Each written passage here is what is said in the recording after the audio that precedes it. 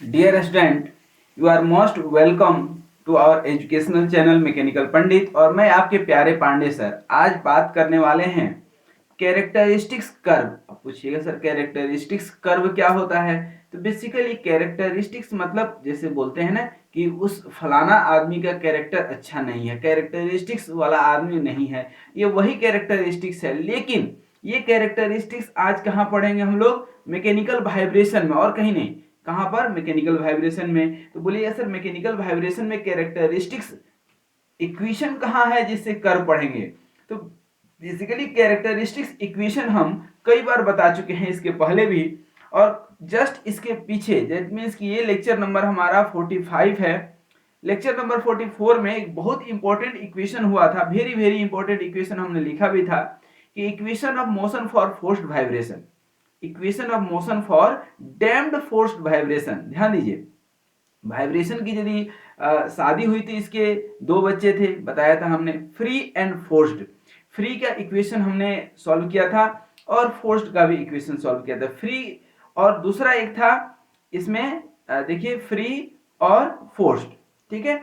अब यहां पर ध्यान दीजिए कि फ्री एंड फोर्स्ड के साथ भी दो तरह का इक्वेशन बनेगा, एक डैम्पिंग के साथ, एक विदाउट डैम्पिंग। डैम्पिंग अभी है तो इक्वेशन क्या? Equation of motion for damped, damping है तो डैम्प्ड फोर्स्ड वाइब्रेशन, ठीक है। दैट मीन्स की डैम्पिंग विल रिमेन प्रेजेंट। अच्छा, अब बात आती है कैरेक्टरिस्टिक्स इक्वेशन की। देखिए कैरेक्टरिस्टिक्स कर्व अर्थात कैरेक्टरिस्टिक्स इक्वेशन से ही जो ग्राफ निकल करके आएगा, जो एक पैरामीटर दूसरे पैरामीटर के साथ रिलेटेड रहेगा, उसी का कर्व है, उसी का ग्राफ है। तो हम उन पैरामीटर्स को 2 मिनट समझ ले, 5 मिनट समझ ले, ठीक ना। 2 मिनट तो ऐसे ही हो गया सिंपल बातों में, तो इसको थोड़ा सा समझ लीजिए। ये हमने इक्वेशन लेक्चर नंबर 44 में डिटेल काफी बताया है। यदि आपके पास अवेलेबल है तो देखिए, नहीं तो जस्ट इसके पीछे वाले लेक्चर में जाकर जरूर देख लीजिए। दूसरी बात यदि हम करें तो देखिए मैकेनिकल वाइब्रेशन में हमने एलिमेंट्स ऑफ द वाइब्रेशन बताए थे, तो मास, स्प्रिंग एंड डैम्पिंग, ठीक है। अब देखिए यहां पर स्प्रिंग जो डिफाइन होगा स्टिफनेस से, स्प्रिंग स्टिफनेस से, डैम्पर जो डिफाइंड होगा डैम्पिंग कोफिशिएंट से, और मास तो है ही, स्वयं डिफाइंड है। अब देखिए यहां पर चूंकि ये फोर्स्ड वाइब्रेशन है तो आप क्या करते हैं, एक फोर्स लगाते हैं। कौन सा फोर्स? Harmonic force. ध्यान दीजिएगा, ये हार्मोनिक फोर्स कितना है? F sine omega T. इस एफ साइन ओमेगा टी के चलते इस मास में डिस्प्लेसमेंट आया है कितना? एक्स। इसका फ्री बॉडी डायग्राम हमने यहाँ पर ब्रेक किया है। अब इसका पूरा डिटेल जो है लेक्चर नंबर 10 में ये ज्यादा डिटेल हम बताए हैं कि किस तरह से ये स्प्रिंग जो है अपने स्प्रिंग स्टिफनेस और स्प्रिंग कांस्टेंट, स्प्रिंग स्टिफनेस या स्प्रिंग कांस्टेंट एक ही बात है, डिस्प्लेसमेंट के साथ मल्टीप्लाई होकर के फोर्स हो जाता है, इसको बोलते हैं स्प्रिंग फोर्स। ये ऊपर में लगेगा। ये डैम्पिंग फोर्स सी एक्स डॉट मतलब सी इंटू वेलोसिटी, ये मास है। मास नीचे की तरफ डिस्प्लेसमेंट हो रहा है तो क्या हो जाएगा? M x double dot inertia force, और एक हार्मोनिक फोर्स जो आप लगा रहे हैं। तो इक्वेशन यदि हम इसको बैलेंस करेंगे, इसको यदि हम बैलेंस करते हैं तो ये इक्वेशन मिला था हमारा एम एक्स डबल डॉट सी एक्स डॉट प्लस के x equal to F sine omega T. एक बार फिर से इसको हम देख लें, एम क्या हो गया? मास, एक्स डबल डॉट एक्सिलरेशन, सी डैम्पिंग कोफिशिएंट, एक्स डॉट क्या हो गया आपका? एक्स डॉट क्या हो गया? वेलोसिटी। तो ये भी फोर्स, कौन सा? Damping force. और ये spring constant into displacement, spring force. और ये हार्मोनिक फोर्स या एक्सटर्नल एक्साइटेशन फोर्स इसको बोलते हैं। क्या बोलते हैं? External excitation force. अब यहां पर इसको जो है, इस पूरे ग्राफ को जो अभी आप यहां पर देख पा रहे हैं, इसको हम लोग बोलते हैं कैरेक्टरिस्टिक्स इक्वेशन। क्या बोलते हैं? Characteristics equation. अब इसको, इस इक्वेशन को हमने सॉल्व किया था। सॉल्व जब करेंगे तो एक चीज आप देख पा रहे होंगे यहां पर कि ये जो इक्वेशन है एम एक्स डबल डॉट सी एक्स डॉट, बेसिकली ये सेकेंड डिग्री जो है इक्वेशन है। तो यहां पर इसको हमने सॉल्व किया था, तो इसको हम दो पार्ट में सॉल्व किए थे, एक कंप्लीमेंट्री इक्वेशन और पार्टिकुलर इक्वेशन, ठीक है। इस दोनों का सम होगा इसका सॉल्यूशन, क्योंकि सेकेंड ऑर्डर जो है डिफरेंशियल इक्वेशन है। और यहां पर एक्स सी दैट मीन्स की कम्प्लीमेंट्री दैट मीन्स की फ्री, इसका ये इक्वेशन निकला था हमारा M x double dot plus सी एक्स डॉट प्लस के एक्स इक्वल टू जीरो। ठीक है ना, यहाँ जीरो कर दिए थे एक्स सी और एफ साइन ओमेगा टी कर लेंगे तो एक्स पी। अब इसका जो सॉल्यूशन निकला था x c a one E to the power minus zeta omega N t cos 1 minus zeta square omega N T plus five one. ठीक है, इस इक्वेशन को हम यहाँ पर लिखना चाहेंगे क्योंकि ये एक्स सी है। ठीक है ना, क्या है एक्स सी, तो ये एक्स सी जो है एक बार हम समझ लें, एक्स सी कितना निकला A one E to the power minus zeta omega N T और कॉस, ये कॉस फंक्शन आ रहा है और वन माइनस जीटा का square omega N T plus five one. अब ये पूछेंगे आप कि सर ओमेगा एन क्या है, तो बेसिकली ये नेचुरल फ्रीक्वेंसी है। जीटा क्या है, तो zeta is nothing, it is the damping ratio c upon c c, critical damping कई बार अपन पढ़ चुके हैं, और t is the time period, f five one that means की फेज एंगल। ठीक है, अब इसके बाद यदि हम देखें तो अब हमने इसको ब्रेक किया था। कैसे ब्रेक किया था दोस्तों, ये जो हमने ब्रेक किया, ठीक है ना, इस इक्वेशन को ध्यान दीजिए, इस इक्वेशन को हमने एज्यूम कर लिया। क्या एज्यूम किए हैं, तो देखिए यहाँ पर क्या एज्यूम किए हैं, थोड़ा सा आप देखेंगे तभी समझ पाएंगे। इस x को हमने इक्वेशन माना, ठीक है ना, कौन सा इक्वेशन माने, साइनोसॉइडल इक्वेशन माने हैं। तो साइनोसॉइडल इक्वेशन मानेंगे इसमें, तो x इक्वल टू मान लीजिए कि a साइन ओमेगा t है। ठीक है, तो x डॉट क्या हो जाएगा a omega cos omega t और x डबल डॉट क्या हो जाएगा minus a omega square sine omega t। इस x डबल डॉट का तीनों का वैल्यू यहाँ पर हम रख दिए। ठीक है, जब तीनों का वैल्यू रखेंगे आप तो आपका इक्वेशन जो है क्या आ जाएगा, देखिए तो थोड़ा सा, ठीक है ना, क्या हो जाएगा, ये m यहाँ आपके सामने है इक्वेशन, और यहाँ पर x डबल डॉट का रखेंगे तो m, और ये क्या हो जाएगा minus a omega square sine omega t, ठीक है, प्लस सी एक्स डॉट तो सी a omega cos omega t और प्लस के एक्स के ए साइन ओमेगा टी, ठीक है ना, और equal to F sine omega t. अब यहाँ पर क्या किए हैं, ध्यान दीजिए, यहाँ पर minus m A omega square sine omega T plus C a omega cos omega T plus k A sine omega t, और इसको हम इधर ले लेंगे तो minus f sine omega T equal to क्या हो जाएगा जीरो। अब इसको साइन है कोई दिक्कत नहीं है, इस कॉस को भी साइन के फॉर्म में हम चेंज कर सकते हैं और ये माइनस भी हटा सकते हैं।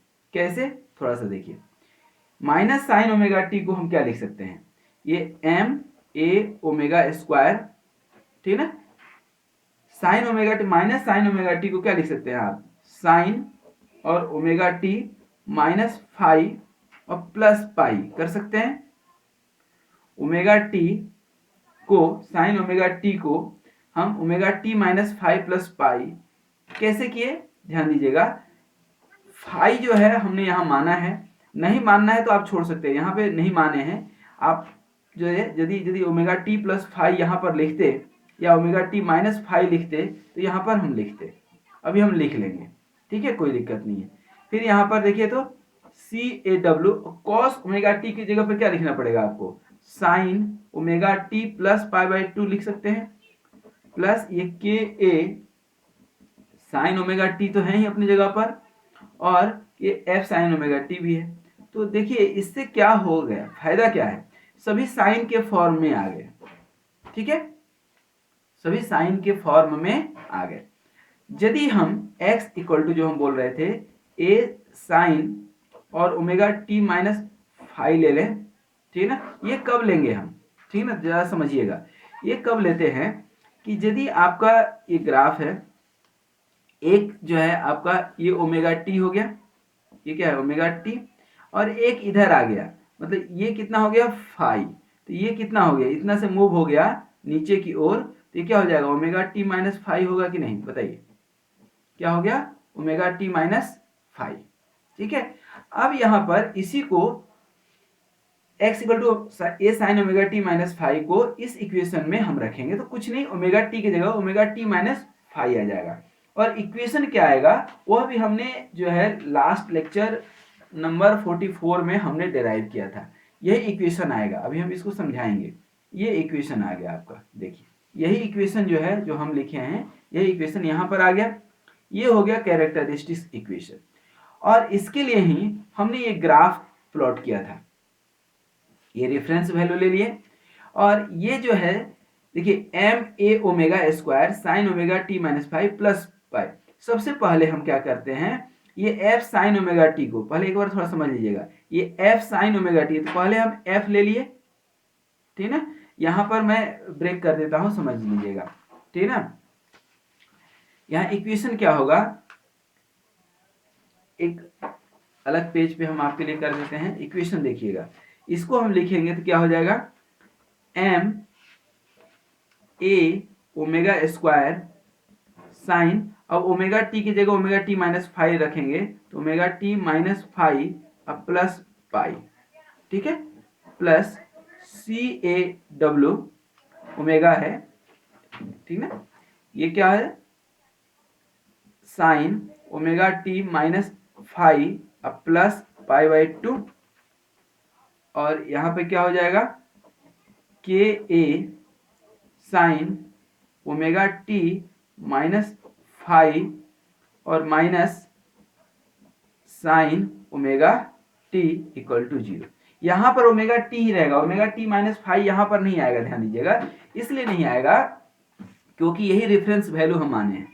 अब इसके ग्राफ को हम प्लॉट करते हैं, उसके बाद कुछ समझाएंगे आपको, ठीक है।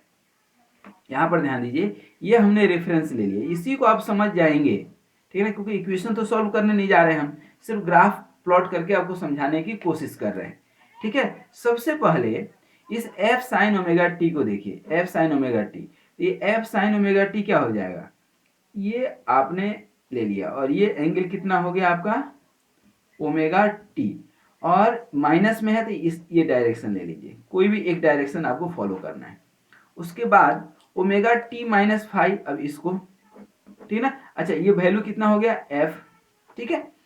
उसके बाद ये ओमेगा टी माइनस फाइव, मतलब एक लाइन यहां पर, ये जो है आपने कितना ले लिया, फाइव, ठीक है। तो ये कितना बचेगा, ये कितना बचा, ओमेगा टी माइनस फाइव आया कि नहीं, और ये कितना हो गया, के ए हो गया, ओमेगा टी माइनस फाइव। उसके बाद ये C A W, C A W, C A W क्या है, प्लस पाई बाई टू, मतलब ये यदि इस डायरेक्शन में लेते हैं तो इससे 90 डिग्री पे कितना आ गया, सी ए डब्ल्यू, ठीक है। उसके बाद इसका देखिए, ध्यान दीजिए, किसका, omega T minus five plus पाई है, और यहां पर जीरो है, यहां पर जीरो है ओमेगा टी माइनस फाइव के रेफरेंस में, मतलब इसके प्लस पाई, मतलब ये इधर जा रहा है और ये इधर आ जाएगा, देखिए यहां पे, ठीक है। तो ये क्या हो जाएगा आपका, एम ए ओमेगा स्क्वायर हो गया कि नहीं। तो ये अब कुल मिलाकर के यदि आप देखेंगे, ध्यान देंगे, ठीक है ना, यदि थोड़ा सा भी ध्यान देंगे तो ये देखिए चारों टर्म आपका आ गया, एम ए ओमेगा स्क्वायर यहाँ आ गया, सी ए डब्ल्यू ये आ गया, के ए स्प्रिंग फोर्स ये आ गया, और F sine omega T means की एफ यहाँ आ गया, इक्वेशन भी। अब इसी को हमने ब्रेक करके यहाँ से इसके पैरेलल एक लाइन खींच ली, इसके पैरेलल ये लाइन खींच लिए, ठीक ना, और इसको ब्रेक करके हमने इक्वेशन निकाला था, ठीक ना, किसका, जो अभी हम आपको समझा रहे थे, क्या समझा रहे थे,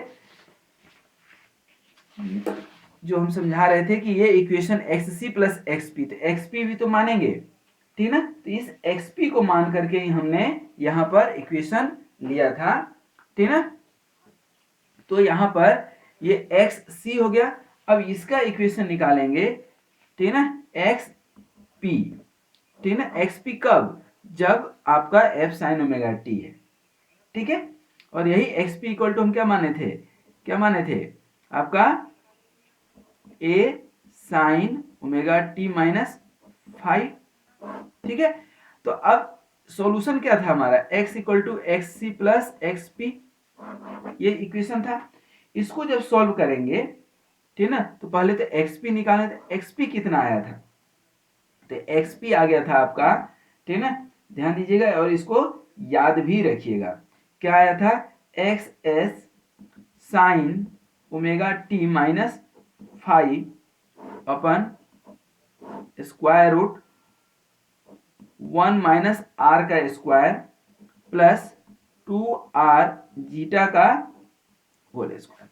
बोलिएगा सर कि ये सब कहाँ से क्या लिख रहे हैं आप, ठीक है, तो हम कहीं से कुछ नहीं लिख रहे हैं, हम लिख सिर्फ इतना सा रहे हैं कि हम आपको समझा दें कि एक्स एस क्या है, ठीक ना, एक्स एस क्या है, ठीक ना।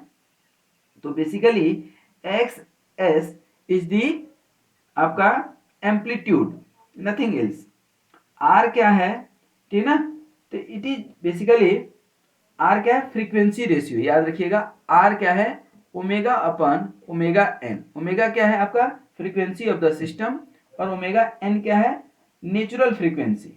ओमेगा एन क्या है यहाँ पर, नेचुरल फ्रीक्वेंसी, ठीक ना। फाई क्या हो गया, फेज एंगल जो अभी आपने देखा, ठीक ना। अब इसको जब हम सॉल्व किए थे, ठीक ना, तो काफी डिटेल में सॉल्व किए थे, जो आपका लेक्चर नंबर 10 में हमने दिखाया है। लेक्चर नंबर 10 में इसको हमने काफी डिटेल में सॉल्व किया था। इसी इक्वेशन को, इसी को हमने इस फिगर को सॉल्व किया था यहाँ पर। तो ये ए इक्वल टू ये आया था आपका एम्पलीट्यूड का वैल्यू, ये निकल करके आया था, देख लीजिए, f upon square root k minus m omega square plus c डब्ल्यू का स्क्वायर। इसको सॉल्व करके काफ़ी मेहनत से जो है ए इक्वल टू ये सब निकला था। फिर हमने ये सब समझाया था कि कहाँ पर क्या है। फिर ए इक्वल टू एफ अपन के, ठीक है, और ए अपन एक्स एस। एक्स एस क्या है, ये स्टैटिक डिफ्लेक्शन है। एक्स एस क्या है, स्टैटिक डिफ्लेक्शन, जो एफ अपन के को लिखते हैं, ठीक है, एफ अपन के को। तो यहाँ पर हम आपको समझा दें कि एक्स एस क्या है, यहाँ पर एफ अपन के, ये फोर्स जो आपने अप्लाई किया, और ये के स्प्रिंग स्टिफनेस, ठीक है, और आर क्या है आपका, फ्रीक्वेंसी रेशियो, ठीक है ना। तो आई थिंक यहां पर अब कोई डाउट नहीं होगा। तो हम टोटल इक्वेशन क्या लिख सकते हैं, एक्स इक्वल टू, ठीक है ना, एक्स सी। अब एक्स सी का वैल्यू जो है क्या निकाले थे, ये देख लें हम। एक्स सी का वैल्यू जो है क्या निकाले थे, इसको देख लें पहले। एक्स सी ये निकाले थे, और एक्स पी आप ये निकाले हैं, आपके सामने हैं, ठीक है ना। तो एक्स सी प्लस एक्स पी करते हैं, तो एक्स इक्वल टू क्या हो जाएगा इक्वेशन, ठीक है ना, एक्स सी प्लस एक्स पी। तो X equal to x C, तो यही हो जाएगा A one E to the power minus zeta omega N T, और कॉस, ठीक है ना, 1 माइनस जीटा का square omega N T plus 5 1, ठीक ना। ये एक्स सी plus x P. X P अभी आपने लिखा है, ठीक ना, कहाँ पे लिखे हैं, देखिए यहाँ पर अभी आप लिखे हैं, ये देखिए यही है ना एक्स पी।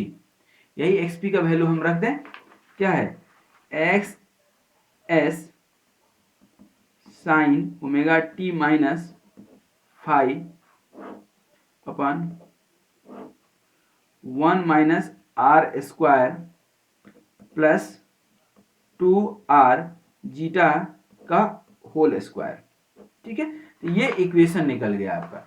तो बेसिकली अब यहाँ पर इस कंक्लूजन पे पहुंचे हैं हम लोग कि ये आपका फाइनल इक्वेशन हो गया, ठीक ना। अब इस इक्वेशन से हम लोग निकालेंगे क्या, कैरेक्टरिस्टिक्स कर्व। इसी इक्वेशन से हमारा क्या निकलने वाला है आज, कैरेक्टरिस्टिक्स कर्व। अब बोलिएगा सर ये कैरेक्टरिस्टिक्स कर्व कैसे निकलेगा, तो सबसे पहले हम निकालेंगे, सब समझाएंगे, लेकिन उसके पहले इस इक्वेशन को दिमाग में ही नहीं रखना है, बल्कि इसको पूरा जो है आंख के सामने रखना है, तभी हम इक्वेशन सॉल्व कर पाएंगे, ठीक ना। अब यहाँ पर इक्वेशन सॉल्व क्या करते हैं, एक्चुअली सॉल्व क्या करते हैं, यहाँ पर देखिए वेरिएशन क्या क्या है। यहाँ पर वेरिएशन क्या क्या है, तो दो तीन वेरिएशन है। सबसे पहले तो आपको हमने जो बताया था कि एक तो आपका मैं इधर कहीं लिख देता हूँ यहाँ पर, एक तो एक्स एस जो है आपका क्या है, एफ अपन क्या है, के है, जिसको हम बोलते हैं क्या, स्टैटिक डिफ्लेक्शन। क्या बोलते हैं इसको, स्टैटिक डिफ्लेक्शन। दूसरा आर है, तो आर क्या है, यहाँ पर आर क्या है, ओमेगा अपन ओमेगा एन, ये क्या है आपका फ्रीक्वेंसी रेशियो। ठीक है। दूसरा इक्वेशन हम निकाले थे क्या, ये जीटा, तो जीटा क्या है आपका सी अपन सी सी, डैम्पिंग रेशियो। तो ये एक पार्ट निकल गया आपका क्या, डैम्पिंग रेशियो। तो ये तीन इसमें इंपॉर्टेंट है। और अच्छा चौथा एक फाई वन तो है ही, फेज एंगल। ठीक है। तो अब हम जो है इसमें जो सबसे इंपॉर्टेंट है, ठीक ना।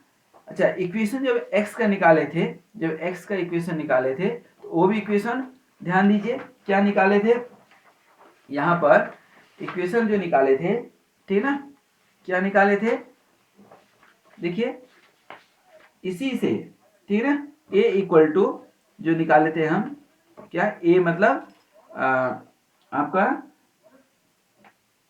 एम्पलीट्यूड, तो क्या निकाले थे हम, a इक्वल टू एफ अपन के, एफ अपन के अपन स्क्वायर रूट 1 माइनस आर का स्क्वायर का होल स्क्वायर, और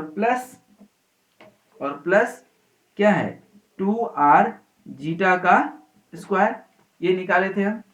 अब इसी को, ठीक ना, इसी को f बाई के को हम क्या लिख दिए थे, एक्स एस, ठीक ना, x S equal to f by k, ठीक ना। तो अब इसी को हम क्या लिख सकते हैं, a अपन एफ बाई के मतलब एक्स एस, और ये क्या हो गया 1 अपन 1 माइनस आर स्क्वायर का whole square plus 2r zeta का स्क्वायर, 2r जीटा का स्क्वायर। तो ये हमारा इक्वेशन आ गया था। इसी a अपन एक्स एस को क्या बोलते हैं, ठीक ना, ध्यान दीजिएगा। अब हम यहाँ पर ये भी लिख दें क्या, a अपन एक्स एस, ये है आपका मैग्निफिकेशन फैक्टर, मैग्निफिकेशन फैक्टर, क्या लिखेंगे, मैग्निफिकेशन फैक्टर। अब इतने देर के बाद, लगभग 20 से 25 मिनट के बाद, अब हम जो है डील करेंगे काहे पे, कैरेक्टरिस्टिक कर्व पे।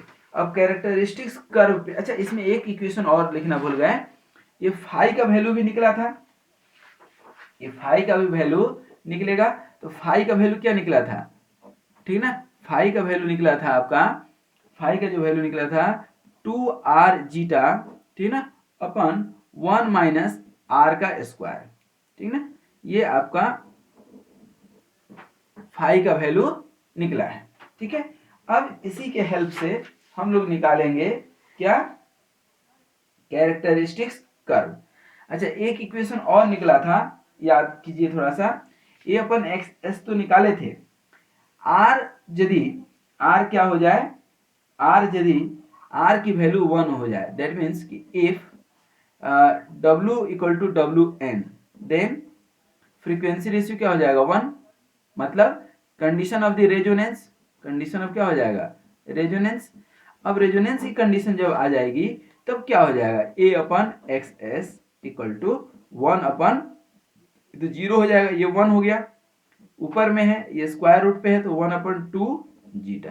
तो ये भी याद रखना है अपने को कि in case of resonance it will be the value. ठीक है। अब बारी आती है कैरेक्टरिस्टिक्स कर्व की। तो अब जो है बेसिकली, अब आप देख लिए कि W बाई डब्ल्यू एन क्या है, आपका फ्रीक्वेंसी रेशियो है, ठीक ना, जहां की W एक्साइटेशन फ्रीक्वेंसी है और WN क्या है, नेचुरल फ्रीक्वेंसी है। ये एक चीज जान लिए। A अपन एक्स एस आपने देख लिया कि मैग्निफिकेशन फैक्टर है, या इसी को A बाई एक्स एस को ही एम्पलीट्यूड रेशियो भी बोलते हैं। क्या बोलते हैं दोस्तों, एम्पलीट्यूड रेशियो। क्या बोलते हैं? Amplitude ratio. तो बेसिकली एक कर्व बिटवीन फ्रीक्वेंसी रेशियो, एक कर्व बिटवीन फ्रीक्वेंसी रेशियो, एक curve between frequency ratio and magnification factor is known as frequency response curve. तो अब यहां पर हम लिख सकते हैं a curve between magnification factor, ये देख रहे हैं magnification factor, curve between magnification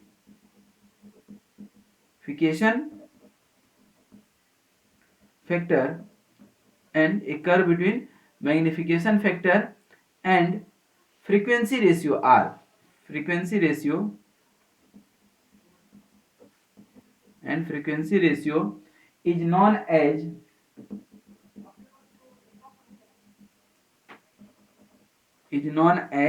frequency response curve। क्या बोलते हैं इसको? frequency response curve। तो ये क्या हो गया आपका? frequency response curve। ठीक है, अब इस फ्रीक्वेंसी रिस्पॉन्स कर्व, अच्छा अभी अभी हमने एक चीज और निकाला था, आपको मैंने कहीं बताया था फाई। तो फाई भी देखिए, फाई क्या होता है? फाई इक्वल टू, अभी आप लिखे हैं, क्या लिखे हैं आपके सामने है, 2r zeta upon 1 minus are square. क्या हो गया? 2r zeta upon 1 minus are square. तो यहां भी तो फ्रीक्वेंसी रेशियो और फेज एंगल के बीच एक कर्व बनेगा, बनेगा कि नहीं कर्व? तो एक कर्व बिटवीन, अब क्या लिख सकते हैं? A curve between phase angle, क्या लिखेंगे? Phase angle and frequency ratio is known as phase frequency, known as phase frequency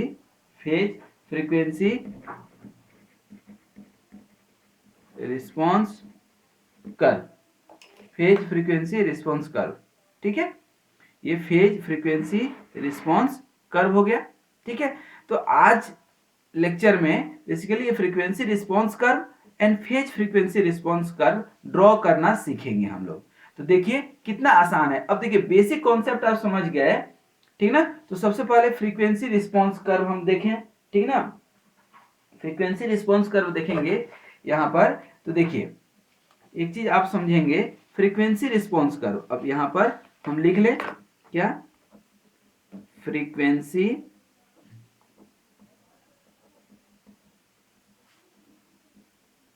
ठीक ना, फ्रीक्वेंसी रिस्पॉन्स कर्व। अब देखिए फ्रीक्वेंसी रिस्पॉन्स कर्व, अभी हमने curve between magnification factor and frequency ratio. अब magnification factor का फॉर्मूला कहां पर है? ये देखिए, अब मैग्निफिकेशन फैक्टर और फ्रीक्वेंसी रेशियो यही है ना आपका, ठीक ना? एक बार और हम लिख देते हैं, देखिए A upon x S equal to 1 upon square at 1 minus are square का whole square plus 2r zeta का स्क्वायर। ठीक है, 2r जीटा का स्क्वायर, ये हो गया। अब इसके बीच कर्व ड्रॉ कर लीजिए। कर्व क्या ड्रॉ होगा? ठीक ना, ये हो गया आपका क्या? a upon x s magnification factor इस साइड, और इस साइड क्या हो गया आपका? Frequency ratio omega upon omega n. हो गया कि नहीं? ठीक है, उसी तरह से अब क्या ड्रॉ करेंगे, ठीक है ना? ये फ्रीक्वेंसी रिस्पॉन्स कर्व हुआ, और उसी तरह से हम यहीं पे ड्रॉ कर लेते हैं क्या? क्या ड्रॉ कर सकते हैं आप? Phase frequency curve, phase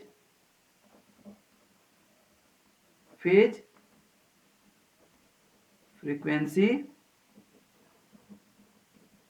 response curve. ठीक है, अब देखिए यहां पर फेज फ्रीक्वेंसी रिस्पॉन्स कर्व कैसे ड्रॉ करेंगे, तो ये भी आपके सामने है अभी फार्मूला, ठीक है ना? अभी आप लिखे हैं फार्मूला कहीं पे, ये देखिए अभी हम आपको बता रहे थे phase frequency response 2r zeta upon 1 minus are square. तो फाई इक्वल टू क्या हो जाएगा?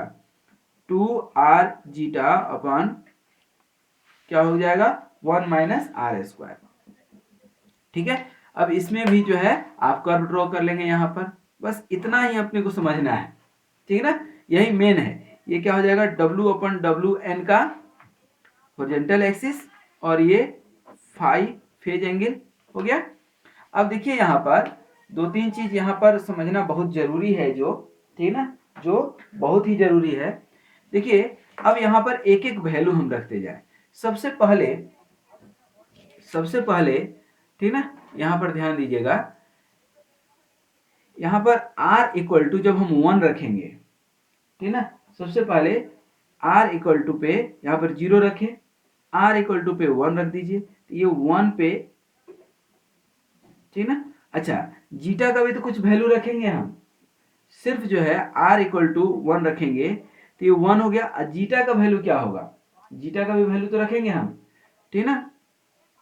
तो पहला केस हम मानते हैं 1 में कि हमारा जीटा जो है 0 है, ठीक ना, जीटा 0 है और r की वैल्यू जो है, जीटा यदि 0 हो गया तो क्या हो जाएगा, a/x(s) upon 1 minus are square.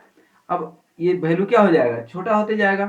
तो जब जीटा इक्वल टू 0 है, जीटा इक्वल टू 0 हो, देखिए पहला कंडीशन जीटा भी 0 हो और आर भी 0 हो, ठीक है ना, ये भी 0 हो, ये भी 0 हो, तो a/x(s) का क्या वैल्यू होगा, 1 होगा कि नहीं। और जैसे जैसे जीटा का वैल्यू क्या है, कांस्टेंट, आर का वैल्यू इधर बढ़ते जाएगा, यही है ना ω/ω(n), आर इक्वल टू। तो जैसे जैसे इसको आप बढ़ाएंगे तो आप देखेंगे कि ये जो है यहाँ पर इस तरह का कुछ वैल्यू भागते जाएगा। देखिए जीटा क्या है, 0 है, तो यही है ना। ये जैसे जैसे आप वैल्यू इसका बढ़ाएंगे आर का आगे की तरफ, तो क्या होगा, ये ऊपर भागते जाएगा। आर की वैल्यू जब आप 2 या 3 ऐसा ले लेंगे तो ऐसा हो नहीं सकता है। आर की वैल्यू मैक्सिमम क्या हो सकती है, 1, सॉरी मिनिमम क्या हो सकती है, 0। निगेटिव में तो जाएगी नहीं फ्रीक्वेंसी, ठीक है, फ्रीक्वेंसी रेशियो निगेटिव में तो कभी जाएगी नहीं, इसलिए ये हमेशा भागते जाएगा। तो ये तब की वैल्यू है जब आपका जीटा 0, जब जीटा की वैल्यू 1 हो, ठीक ना, या 0.1 हो, 0.2 हो, इस तरह से आप निकालते जाए, ठीक ना। तो जीटा का वैल्यू यदि 0.1 हो तो आप 0.1 में निकालेंगे तो देखेंगे कि ये वैल्यू आ रहा होगा, इसका कुछ इस तरह से एक कर्व आ रहा होगा। ये कब, जब जीटा इक्वल टू 0.1 है, ठीक है। यदि जीटा का वैल्यू, ठीक है ना, जीटा का वैल्यू पॉइंट इस तरह से बढ़ाते जाएंगे, ठीक है ना, तो आप जैसे जैसे बढ़ाएंगे तो आप देखेंगे कि ये ऐसे करके ग्राफ ऐसे आ रहा होगा। दैट मीन्स कि ये जो है आपका क्या हो गया, ये वाला वैल्यू सेकेंड वाला जीटा जब तब लिए हैं जब 0.2 या 0.3 ले लीजिए। उसी तरह से 0.4, 0.5 इस तरह से लेते लेते यदि जीटा का वैल्यू 1 हो जाए, जीटा का वैल्यू क्या हो जाए, 1 हो जाए, ठीक है, तब क्या होगा, तब आप निकाल लीजिए आर का वैल्यू जब 0 लेंगे तो क्या होगा, तो इसका ग्राफ जो आएगा कुछ इस तरह से ऐसे आएगा, ठीक है ना। आर का वैल्यू, ये मैं कुछ नहीं कर रहा हूं, जीटा का वैल्यू यहाँ पे 1 रख लीजिए और आर का वैल्यू बढ़ाते जाइए, तो देखिए ग्राफ इस तरह से कुछ आपका मिलेगा। दैट मीन्स की मैग्निफिकेशन फैक्टर धीरे धीरे घटते जाएगा, ठीक है ना। यही जीटा का वैल्यू जो है 0.5 ले लें तो जीटा का वैल्यू 0.5 मतलब हाफ लेकर के आर का वैल्यू बढ़ाते जाइए, तो देखिए कुछ वैल्यू इस तरह से आएगा आपका, ठीक है ना।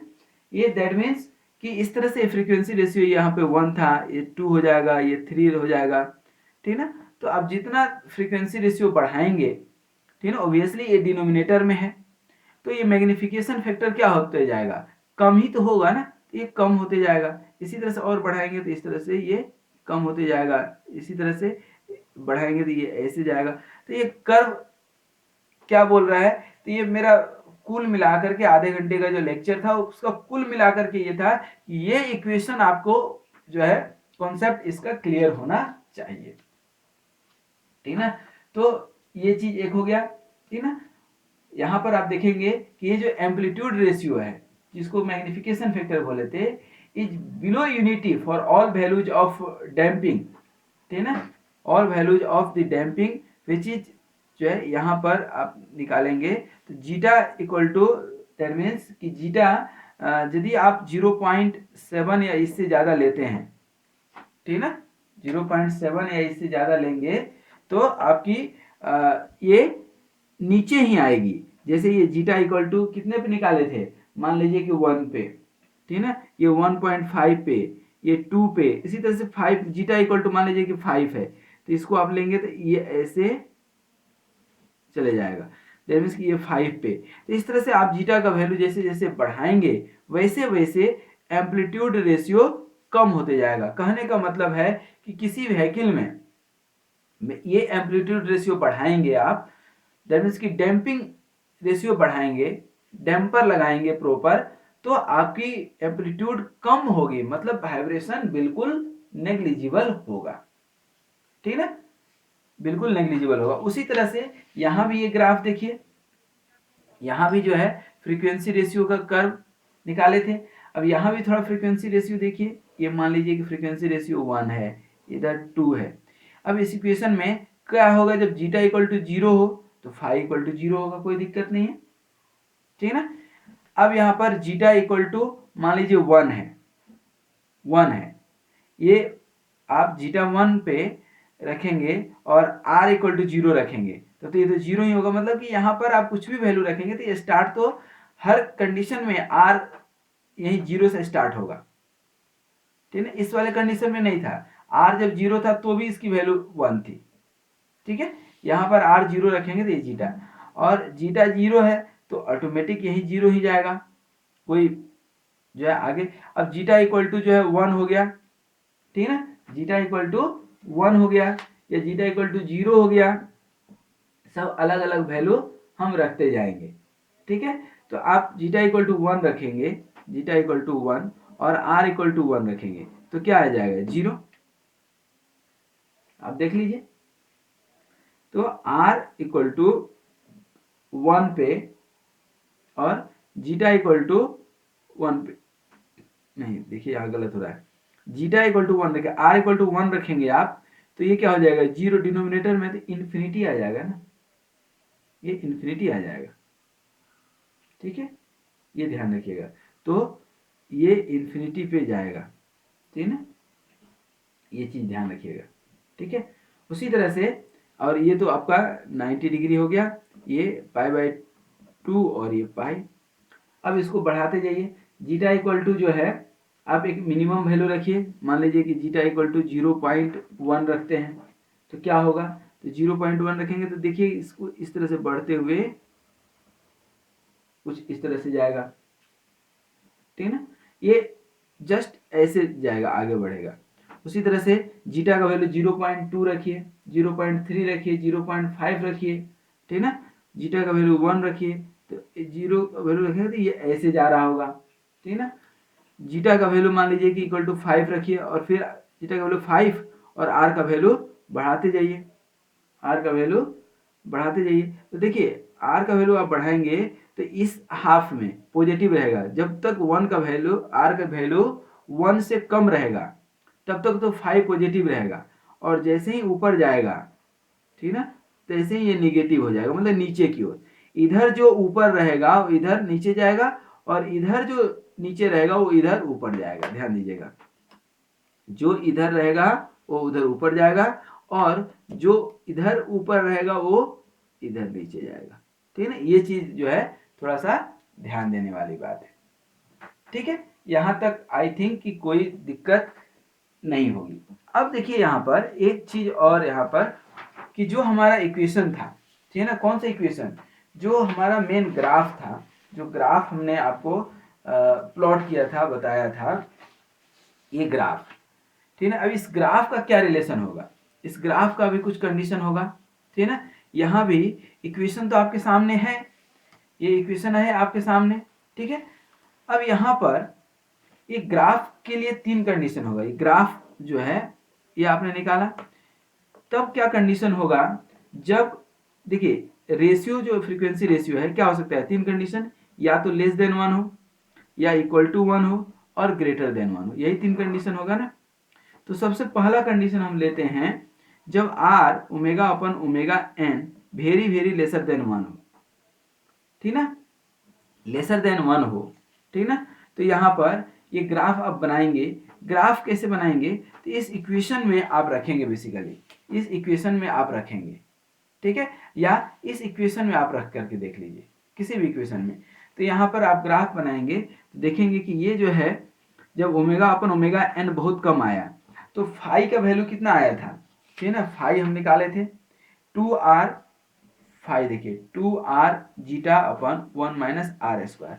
आर जब बहुत कम है, बहुत कम है, तो बहुत कम है मतलब इसका वैल्यू अच्छा खासा होगा, तो फाई का वैल्यू क्या होगा, पॉजिटिव कुछ वैल्यू होगा कि नहीं।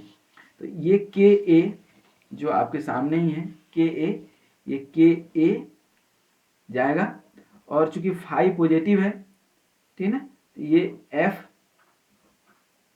ये फाई, ये एफ, ठीक ना, और ये तो फाई प्लस 90 डिग्री, फाई का वैल्यू क्या आएगा, ज़्यादा आएगा, तो ये कुछ दिखेगा आपको, ये इस तरह का ही ग्राफ बनेगा, कोई दिक्कत नहीं है।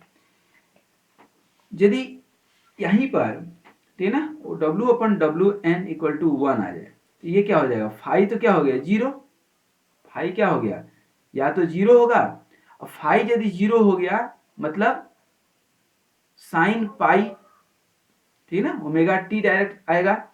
तो यही ग्राफ में एक तो ये के ए रहेगा ही, ठीक है ना, और इसी के ऊपर जो है ग्राफ बन जाएगा किसका, आपका फोर्स, दैट मीन्स कि ये जो फाई आ गया, फाई मतलब 90 डिग्री, तभी तो 90 डिग्री पे है तो जीरो होगा साइन का वैल्यू, और के ए, और ये कितना हो गया था, ये डैम्पिंग फोर्स, और ये आपका harmonic force, sorry inertia force, M ए ओमेगा स्क्वायर, ठीक है।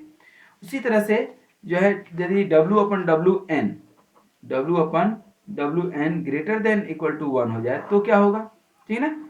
तो सेम वही इक्वेशन में, इक्वेशन क्या है, phi equal to 2r zeta upon 1 minus are square, ये वैल्यू ज़्यादा हो रहा है।